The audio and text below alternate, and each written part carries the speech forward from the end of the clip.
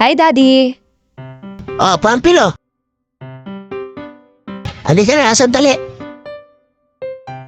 Puka. Galing si Bournemouth dito, yung schoolmate mo. Bakit po, Daddy? Gawat, malihim ka.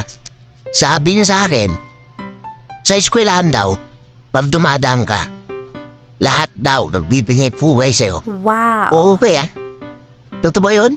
Opo, Daddy. Nagsisigawan pa nga sila. Siga ka talaga. Ano naman ang sinisigaw nila? Sumisigaw po sila ng, Mabuhay ang mahal na Reyna! siguro, Daddy, bili mo ako ng corona, ang crown na silver, para habang naglalakad ako maganda. Di ba, Daddy, please?